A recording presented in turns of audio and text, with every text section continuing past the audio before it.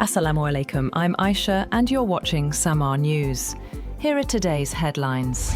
Pakistan's security forces have shot down 4 drones launched by the Afghan Taliban regime across the border in Balochistan. According to the military's media wing, the drones were allegedly sent under the patronage and support of terrorist outfits operating from territories controlled by the Afghan Taliban regime. ISPR said the hostile aerial platforms were immediately detected by Pakistan's robust air defense network. It added that the security forces, demonstrating high operational readiness, successfully neutralized all 4 incoming drones through sophisticated countermeasures.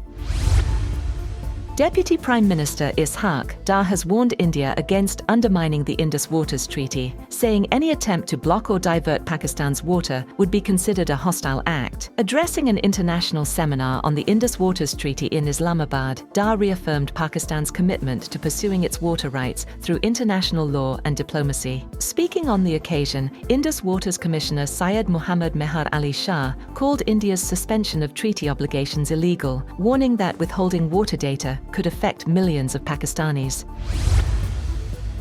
US envoys Steve Witkoff and Jared Kushner have met Qatar's Prime Minister and Foreign Minister Sheikh Mohammed bin Abdulrahman bin Jassim Al Thani as efforts continued for indirect technical talks between the United States and Iran after the MOU. The envoys are in Doha for discussions linked to the ongoing US-Iran process. According to Qatar's Foreign Ministry, the meeting reviewed the latest progress in talks between Washington and Tehran within the framework of the Memorandum of Understanding signed between the 2 sides. The meeting also focused on the regional situation and efforts to promote security and stability through dialogue and diplomacy.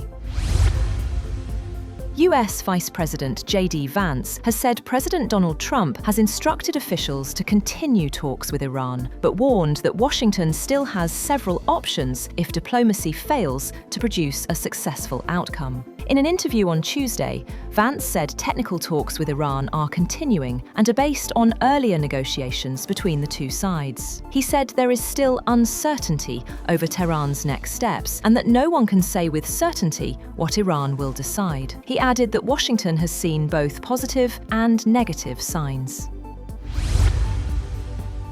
Meanwhile, Iran has said that it will hold talks with mediator Qatar on Wednesday to discuss implementing the interim agreement with the United States and the release of frozen Iranian assets. Iran's Foreign Ministry spokesperson Esmail Baghai said the meeting will focus on the existing deal, not direct negotiations with Washington.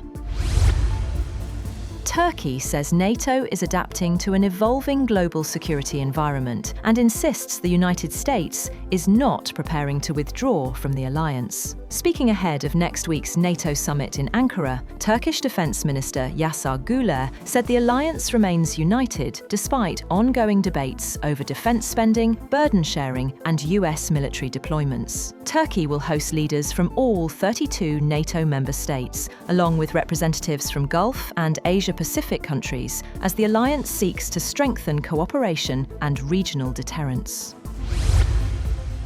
And the US Supreme Court has upheld a lower court's decision and blocked President Donald Trump's attempt to restrict birthright citizenship, ruling his executive order unconstitutional. The 6-3 ruling preserves automatic citizenship for children born in the United States, dealing a major setback to Trump's immigration agenda. Meanwhile, in a social media post, Trump has urged Congress to end birthright citizenship through legislation. He said that lawmakers can still achieve the policy despite the court's ruling.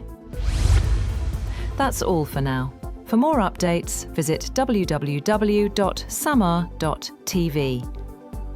Thank you for watching Samaa News.